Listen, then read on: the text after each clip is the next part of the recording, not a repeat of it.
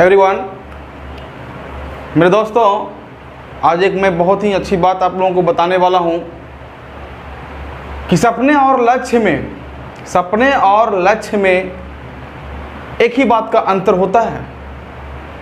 और वो क्या है कि सपने जो हैं वो नींद में बिना मेहनत के भी देखे जा सकते हैं, लेकिन लक्ष्य को बिना नींद के मेहनत के द्वारा प्राप्त किया जा सकता है। तो आप लोग समझ गए होंगे दोस्तों कि मैं क्या कहना चाहता हूं। सपने और लक्ष्य में कितना फर्क है, कितना अंतर है। अब्दुल कलाम इसलिए कहा करते थे कि जो बंद आंखों से जो आप सपने देखते हैं, हकीकत सपना वो नहीं है, बल्कि आप जो खुली आंखों से जो सपने आप देखते हैं वही आपका हकीकत सपना है। से समझिए कितनी बड़ी बात उन्होंने कहा हम युवा वर्गों के लिए। इसलिए मेरे प्यारे बच्चों, मेरे दोस्तों, आप अपने लक्ष्य पर ध्यान दें, सपनों पे ध्यान न दें। यदि आप सपने देखते हैं तो आप अपने लक्ष्य की सपना देखिए। तो इस तरह के मोटिवेशनल कोट्स जो है मैं अब हर एक वीडियो में आप लोगों तक पहुंचाने का प्रयास करूंगा, ताकि आप लोग मेरे वीडियो के माध्यम से अपने आप को मोटिवेटेड रख सकें। तो आइए बिना किसी देर किए हुए हम एक नया सेशन फिर स्टार्ट करते हैं, and that is related to the French revolution. Okay, part 2। French revolution का पार्ट 2 आज हम डिस्कस करने वाले हैं आप लोगों के साथ। तो इससे पहले मेरे दोस्तों, यदि आप हमारे चैनल पर नए हैं तो लेटेस्ट वीडियो पाने के लिए आपको सब्सक्राइब करना पड़ेगा। आपको एनी हाउ सब्सक्राइब करना पड़ेगा। तो please subscribe my channel to get the latest updated video and click on the bell button, right. तो आइए स्टार्ट करते हैं सेशन को। सो मेरे प्यारे मित्रों, जैसा कि मैंने पहले क्लास में बताया था कि लुई 16 जो थे वो 1774 में फ्रांस के राजा बने, और उनके राजा बनते ही जो है अंधेरे नगरी चौपट राजा वाला हिसाब किताब हो गया। मतलब क्या है, पहला जो सबसे बड़ा प्रॉब्लम उनको देखने को मिला, जो सबसे बड़ा समस्या उन्होंने फेस किया, वो क्या था कि देश का पूरा खजाना ही खाली था, है ना, due to the large number of wars and war. इसके चलते क्या हुआ, फाइनेंशियल ड्रेन जैसे प्रॉब्लम्स क्रिएट्स हो गए, है ना। और उसको सोल्व करने के लिए फिर उन्हें लोन भी लेना पड़ा। लेंडर्स ने क्या किया, 10% का चार्जेस भी बढ़ा दिया, है ना। तो आज एक नया वीडियो हम आप लोगों के सामने प्रस्तुत करने जा रहे हैं। इसमें हम लोग देखेंगे स्ट्रगल टू सर्वाइव। अरे भाई, क्या इतिहास है यार, गजब का इतिहास है ये। एक गजब का इतिहास है मेरे भाई, ये स्ट्रगल टू सर्वाइव, है ना। मतलब जिंदा रहने के लिए भी इंसान को जो है स्ट्रगल करना पड़ता है दोस्त, ये इतिहास गवाह है। आज मैंने मोटिवेशनल जो मैंने बातें शेयर की आप लोगों के साथ, उसके पीछे यही वजह था। आप देखिए टॉपिक भी कितना भयानक है, द स्ट्रगल टू सर्वाइव, है ना। जिंदा रहने के लिए भी लोगों को स्ट्रगल करना पड़ता है। तो स्ट्रगल करना सीखिए। स्ट्रगल इज लाइफ, संघर्ष ही जीवन है। जीवन संघर्ष नहीं है दोस्त। खाना पीना सोना ऐश आराम करना तो ये चलता रहेगा, ये this is the part of life. कुछ कर करके दिखाओ, अपने आप में कुछ बन करके दिखाओ, अपना नाम रोशन कर करके दिखाओ। यही हम लोगों का लक्ष्य होना चाहिए, यही आप लोगों का लक्ष्य होना चाहिए। तो देखिए कि फ्रांस में लोग किस तरह से जो हैं, जिस तरह से मुर्गी को काटा जाता है ना, या बकरे को काटा जाता है, तो अपना जीवन को जो है सो सर्वाइव करने किस तरह से फड़फड़ाता है। आप देखते हैं ना, जब पेट में भोजन नहीं होता है किस प्रकार का बेचैनी महसूस होता है, किस प्रकार का अकबकाहट महसूस होता है। हाँ, आप अपने मम्मी पापा पत्नी बहन, है ना, सबसे रूठ जाते हैं, सब पे गुस्सा करने लगते हैं भोजन नहीं मिलने पर। तो भोजन एक ऐसा नेसेसिटी वस्तु है, ऐसा खाद्य पदार्थ है, ऐसा वो चीज़ ही है कि उसके बिना जीवन की कल्पना ही नहीं कर सकते हैं हम लोग, है ना। खाना नहीं है तो प्रॉब्लम है, पैसे नहीं है तो प्रॉब्लम है, हम लोग को स्ट्रगल करना पड़ता है। संघर्ष करना पड़ता है। तो इतिहास गवाह है, इतिहास से भी हम लोग को कुछ न कुछ सीखना चाहिए। तो बने रहिए हमारे वीडियो में, अंत तक देखिए हमारे वीडियो को, ठीक है। और मैं ट्राई करूँगा कि आप लोग को मोटिवेट कर करके मैं इस कंसेप्ट को आपके दिमाग में जो है सभी कूड़े कचरे को निकाल कर करके एक अच्छे चीज़ को मैं भर सकूँ, ठीक है। तो आइए स्टार्ट करते हैं। देखिए, स्ट्रगल टू सर्वाइव, है ना। देखो भाई, सिंपल सी बात है, समझने वाली बात है। घर में 2 बच्चे हैं तो माता पिता के पास बर्डन नहीं ज़्यादा होता है, फाइनेंशियली ज़्यादा बर्डन होता है बट ज़्यादा नहीं है। 2 के बजाय 10 हो जाए यार तो ये तो बहुत बड़ा आफत हो जाएगा। फिर हम 2 हमारे 2, हम 2 हमारे 1 होना चाहिए। क्यों ऐसा होना चाहिए? Due to the economic condition इस चीज़ को लाया गया, है ना। तो देखिए, फ्रांस में जो है 1715 1759 से 1759 टू 1789 जो है, इसके बीच में क्या हुआ? जनसंख्या का विस्फोट हुआ। अरे जनसंख्या का विस्फोट मतलब बारूद नहीं था, बम नहीं था कोई, है ना। जनसंख्या का भी विस्फोट होता है। कहीं मौका मिलेगा तो मैं इसमें बताऊंगा कि जनसंख्या का विस्फोट कैसे होता है ना। हमारे देश में जनसंख्या का विस्फोट कैसे हुआ है ना। ये पॉपुलेशन के अंदर ये टॉपिक आता है, इसके बारे में हम बताएंगे। तो 1715 से 1789 में जो है यहाँ पे क्या हुआ?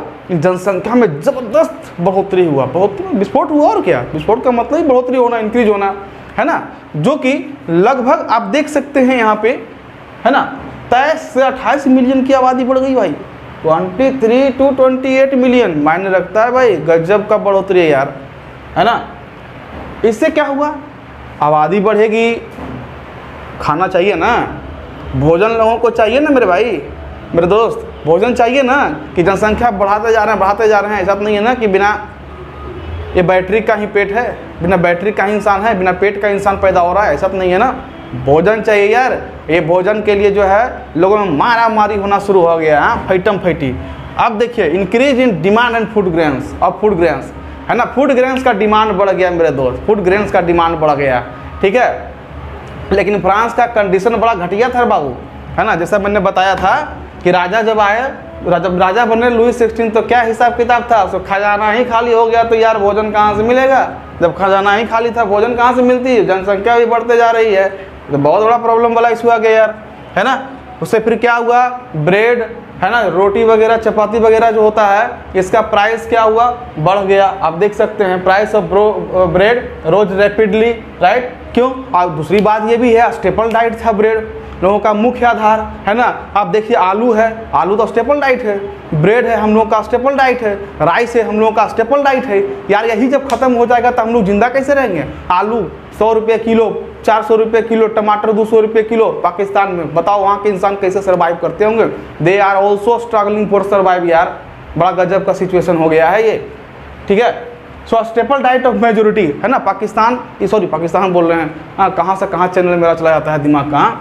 तो ये जो फ्रांस का जो बेचारा आम जनता जो था, कॉमन पब्लिक था, उसका मुख्य आहार क्या था? ब्रेड था यार। लेकिन उसका प्राइस ही बढ़ता चला गया, है ना। लेबर लोगों को क्या है ना, ठूस कर जो है वर्कशॉप वगैरह में जहाँ तहाँ जो है एम्प्लॉयमेंट तो दिया गया, लेकिन चलो करो काम, बंधुआ मजदूर की तरह यार। 50 रुपया देंगे, हाँ, पर डे का, 100 रुपया पर डे का देंगे, फिक्स है। उससे ज़्यादा हमको कोई मतलब नहीं है ना। उससे ज़्यादा हम देवे नहीं करेंगे, ठीक है ना। उससे ज़्यादा देने ही नहीं जा रहे हैं, ठीक है। तो फिक्स वेज पर जो है लोगों को काम करने के लिए प्रेरित करेगा जी, ज़बरदस्ती काम करवाया बेचारा के साथ, ठीक है ना। शोषण किया एक तरह से वर्कर लोगों का, लेबर लोगों का। देखिए कर रहा है कि wages did not take pace, है ना, take pace with rise in price. यार पॉसिबल कैसे है? 100 रुपये किलो आलू है, कमाई 5000 रुपया महीना है ना।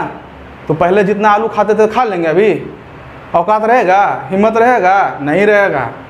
लेकिन अंबानी जी हैं, रतन टाटा जी हैं, या और भी कोई बड़े जो धनी पर्सन हैं, जो कैपिटलिस्ट पर्सन हैं, पूंजीवादी हैं, यार 500 रुपये किलो आलू आएगा फिर भी 10 मन मंगाएंगे, 1000 रुपये किलो भी आलू आएगा फिर भी 20 मन मंगाएंगे। क्या फ़र्क पड़ता है यार? एक समुद्र से 1 लोटा पानी निकाल देगा तो क्या समुद्र का पानी घट थोड़ी ना जाएगा, है ना। लेकिन हम गरीब लोग हैं, है ना, हम गरीब लोगों के साथ बड़ा जो है सो, है ना, दुर्लभ कंडीशन हो जाता है कभी कभी यार। आलू तक आफत हो जाता है, प्याज तक आफत हो जाता है। आप देखिए, तो इससे क्या होगा? कि प्राइसेस जब बढ़ जाएंगे ना तो रिच और अमीर और गरीबी के बीच में जो गैप है ना, एक गैप जो है ना रिच और पुअर के बीच में, वो क्या होगा, बढ़ जाएगा, वो इंक्रीज कर जाएगा, वन टप कर जाएगा। ठीक है, तो गरीब लोग सोचेंगे अरे भाई है ना, अरे यार ये लोग तो पैसा वाला है, अमीर लोग एकदम मस्त बुलंद मजाक, ये लोग खाने का कोई औकात है जी। अमीर लोग इस तरह से पार्शलिटी भी कर सकते हैं कभी, है ना, है तेरे क्या यार मियाँ है, ऐसा है, ये है, वो है, XYZ है, हाँ खाने का क्या ये लोग को औकात है ना। इस तरह के लोग सोच आ जाता है मन में, इन्फीरियर फीलिंग जो है पैदा कर देते हैं जी। ठीक है, so gap between poor and rich widened मतलब बढ़ जाना, विस्तृत हो जाना, है ना। बैड वेदर कंडीशन, अरे यार एक चीज़ रहे तब ना, देखो वेदर कंडीशन, ये जो है बोलो वेदर कंडीशन भी जो है वो क्या किया, हार्वेस्टिंग को रिड्यूस कर रहा है। मतलब कहा गया ना कि विपत्ति आता है तो चारों तरफ से आता है। फ्रांस में भी बड़ा गजब का विपत्ति आया भाई, हाँ सर्वाइव के लिए स्ट्रगल कर रहे हैं, तो समझ रहा है ना, विपत्ति आया तभी ना। बैड वेदर कंडीशन, वेदर मतलब मौसम का कंडीशन, हाँ अभी मानसून का सीजन है, पानी पड़े ठंडा में जा करके, तो धान रोपेगा ठंडा में, नहीं रोपेगा ना, प्रोडक्शन नहीं होगा ना, खाओगे क्या, खाने तो मिलेगा लेकिन वही 100 रुपये किलो चावल खरीदिए। ठीक है, तो ये बैड वेदर कंडीशन जो है ना रिड्यूस द हार्वेस्ट। और इससे क्या हुआ ना बच्चा, इससे क्या हुआ मेरे दोस्त, मेरे मित्र, सब्सिस्टेंस क्राइसिस आ गया। आज तरीके ये सब्सिस्टेंस क्राइसिस क्या होता है भाई, ये सोचने वाली बात है कि सब्सिस्टेंस क्राइसिस ये क्या होता है। सब्सिस्टेंस क्राइसिस होता है एक ऐसा एक्सट्रीम सिचुएशन है ना, ये एक इस तरह का एक्सट्रीम सिचुएशन है ना जिसमें क्या होता है कि बेचारा जो इंसान को बेसिक नीड चाहिए ना वो भी नसीब नहीं हो पाता है। देखिए बहुत आसान सा भाषा हम समझा दिए। सब्सिस्टेंस क्राइसिस क्या है, सब्सिस्टेंस मतलब क्या होता है, सब्सिस्टेंस का मतलब होता है जीवन को निर्वाह करना। और जीवन निर्वाह करने में भी आफत हो रहा है यार, रहना खाना उठना बैठना कुछ और फैसिलिटी है वो उसका कंजम्पशन करना, इस पर भी आफत आ गया यार। इसलिए जो है ये क्या हुआ, ये सभी सिचुएशन ने मिल करके जो है सब मिल करके इतनी मजबूती से जो है क्या किया, सब्सिस्टेंस क्राइसिस वाला सिचुएशन पैदा कर दिया। मतलब बेचारा के पास जो बेसिक नीड्स भी रखने का औकात नहीं था। ठीक है ना, तो आइए अब देखते हैं कि इसके बाद जो है फिर क्या होता है फ्रांस में, क्या कुछ नया मोड़ देखने को हम लोगों को मिलता है। तो बने रहिए हमारे वीडियो में। और आप यदि नए हैं तो हमारे चैनल को सब्सक्राइब करें, लाइक करें और कमेंट भी करें, अपने मित्रों के पास भी शेयर करें। हमारी इस वीडियो को जो है आप ही लोग प्रमोट कर सकते हैं, प्रमोट नहीं कर सकते हैं, एजुकेशन को प्रमोट नहीं करना है, मतलब आगे बढ़ा सकते हैं ताकि वो भी जो है घर बैठे बैठे है ना आसानी से सरल शब्दों में आसान भाषाओं में जो है ये घूमते फिरते खेलते हंसते उठते बैठते जो है पूरी कहानी को भी आराम से समझ जाए। हिस्ट्री थोड़ी ना कुछ है, इट इज़ अ फन, है ना, बहुत ही फन तरीके से हम पढ़ाएंगे। तो देखते हैं क्या हो। तो आइए अब देखते हैं इस स्लाइड में सेकेंड टॉपिक, एक ग्रोइंग मिडिल क्लास। यार ये मिडिल क्लास क्या है, सबसे बड़ा गजब का ये नया परिवर्तन दिखने को मिल रहा है यार। कहाँ तो लोग बेचारे स्ट्रगल कर रहे थे जिंदा रहने के लिए, भी नया मिडिल क्लास कहाँ आ गया। देखो जी, हर एक चीज़ का एक लिमिटेशन होता है ना। यदि किसी को हुरोगे हुरते हुरते क्या है फिर अंत में वो अटैक करने का प्रयास करेगा, है ना। जो कमज़ोर वर्ग का लोग होता है ना, कुछ बार 1 बार 2 बार 5 बार 10 बार 50 बार बोल दो, है ना, सह लेगा ना, अंतिम में फिर विकराल रूप ले लेता है कि अब बेटा तुमको हम नहीं छोड़ेंगे, अब पटक के मारेंगे हम। ठीक है ना, वही कुछ हुआ यहाँ पे। पीजेंट्स और वर्कर लोगों ने मिल करके जो है प्रोटेस्ट करना शुरू किया, रिवोल्ट करना शुरू किया। किस चीज़ के विरोध में, कि भैया टैक्सेस क्यों बढ़ाए हो, प्राइसेस क्यों बढ़ाए हो, सभी चीज़ बढ़ा दोगे तो हम लोग जिंदा कैसे रहेंगे यार। बहुत जोर शोर से धूमधाम पूरा जो है ढोल बाजे के साथ जो है ना, तलवार छुरा चाकू जो भी मिला सब कुछ ले करके चल दिया कि आज तो नहीं छोड़ेंगे। जितना राजा करवा रहा है ना, अब बड़ा जो अमीर आदमी है जितना हम लोग के साथ अत्याचार कर रहा है ना, सबको हम पटक के मारेंगे, हम किसी को आज नहीं छोड़ेंगे। ठीक है ना, लेकिन हुआ क्या बेचारा, अरे भाई कतनों पटक के मारने प्रयास करो, हमारे पास AK-47 है, तू इतना को कांटे लेकर के आ रहा है हमको मारने, उड़ा देंगे सीधे ना। तो समझने वाली बात है ना। कहने का मतलब ये हुआ मेरे दोस्त कि उनको कोई सोर्स नहीं मिल पाया, वैसा कोई लीडरशिप नहीं मिल पाया कि उस प्रोटेस्ट को, उस रिवोल्ट्स को वो आगे लेकर के जाते उनके साथ मिल करके। इसलिए भगवान भरोसे छोड़ दिया, चलो भैया भगवान भरोसे मैं छोड़ देता हूँ थर्ड स्टेट वाले के ऊपर। इसने क्या किया, आग लगा दिया। किसने, पीजेंट्स और वर्कर लोगों ने आग लगा दिया, चिंगारी माचिस जला दिया, बाकी जलने का काम छोड़ दिया किसके ऊपर, अदर स्टेट क्लास के लोगों के ऊपर। उस खास करके वो किन लोगों के लिए छोड़ा, वो छोड़ा वैसे लोग जो प्रोस्पेरस धनी थे क्योंकि उनके पास सोर्स था, है ना, और जो लोग एजुकेटेड थे वो सिचुएशन को अच्छी तरीके से समझ सकते थे और हैंडल कर सकते थे, इसलिए उन्होंने उस पर छोड़ दिया, है ना। अब जो है हुआ क्या, तो जिन पे छोड़ा उनको क्या कहा गया भाई मेरे, उनको कहा गया मिडिल क्लास, मध्यम वर्गीय लोग हो गए वो लोग, न नोबल थे न कलर्जी थे, तो मध्यम वर्गीय उनको बताया बोला गया। तो 18th सेंचुरी में a new class came into existence in France that was known as middle class, that was known as middle class, है ना। और उस मिडिल क्लास में जो है मर्चेंट लोग थे, व्यापारी लोग थे, बड़े बड़े बिजनेसमैन लोग थे, है ना, एजुकेटेड पीपल थे, लॉयर थे, कोई प्रोफेसर थे, ठीक है। इन लोगों ने मिल कर करके जो है इस आंदोलन को, इस रिवोल्ट को आगे बढ़ाया कि चलो भाई अब हम आगे लेकर के चलते हैं, हाँ, क्योंकि इनको समझदारी था ना, इनको समझ में आता था कि देश में क्या चल रहा है, क्या गुंडागर्दी हो रहा है ना, पूरा गुंडागर्दी को जो है गर्दा की तरह साफ कर देंगे। तो ये, और ख़ास करके जो मर्चेंट्स लोग थे उनके पास जो पैसा था, जो मनी था, है ना, फाइनेंशियल जो थे वो लोग बहुत ही मजबूत थे। ओवरसी मतलब क्या हुआ, अपने देश से दूसरे देशों के से जो है ना, वो व्यापार करते थे, उनका कॉन्टैक्ट हुआ करता था मर्चेंट लोगों का, ठीक है ना, कोस्टल एरिया से, राइट, बाई सी रूट के माध्यम से जो है जो व्यापार होता है उसको बोलते हैं ओवरसीज, एंड इट। तो व्यापार करके जो है वो बहुत सारे पैसा अर्न किए, है ना। एंड ये मिडिल क्लास वाले जो थे बड़ा चतुर, बहुत चतुर थे। कैसे चतुर थे, वो चतुर इसलिए थे कि उनका कहना था कि भैया देख लो, ये समाज में जो है इस ससुरा जो लोग भी प्रिविलेज्ड बाई बर्थ पे है जिंदा, पहले उसका टांग तोड़ेंगे, पहले उसी का गर्दन उड़ाएंगे, ठीक है ना। जो लोग प्रिविलेज बाई बर्थ पे जिंदा है ना, विशेषाधिकार मिल गया है, लोगों का खानदानी अधिकार को ही हम जन्म जन्म तक जो है ख़त्म कर देते हैं, ठीक है। तो आई होप कि आपको ये वीडियो बहुत ही इंटरेस्टिंग लगा होगा, ठीक है ना। तो अपने दोस्तों के साथ इसको शेयर कीजिए, एंटेड। और यदि जहाँ समझ में नहीं आता है आप हमें कमेंट करके आप हमसे क्वेश्चन पूछ सकते हैं, है ना। I am ready 24 × 7 for 365 days, ठीक है। तो आप हमसे पूछ सकते हैं।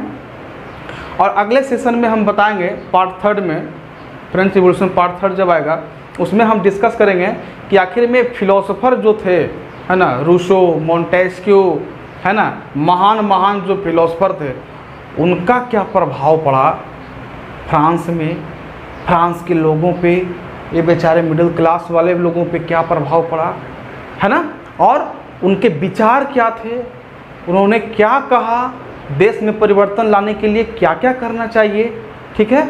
तो इन सभी इन्फॉर्मेशन को जानने के लिए आप सभी लोग हमारे YouTube के जो शेड्यूल जो है, जो हमने बनाया था 2 से 3 दिन पहले, आप शेड्यूल को फिर से देखेंगे सही से, और उस शेड्यूल को अपने कॉपी में लिख लेंगे, रूटीन को कॉपी में लिख लेंगे, ठीक उसी रूटीन के अनुसार हम अपने वीडियो को लेकर के आएंगे, ठीक है। और वो भी वीडियो जो है इससे ज़्यादा दमदार होगा, इससे ज़्यादा इंटरेस्टेड होगा, right. So thanks for watching my video. जय हिंद।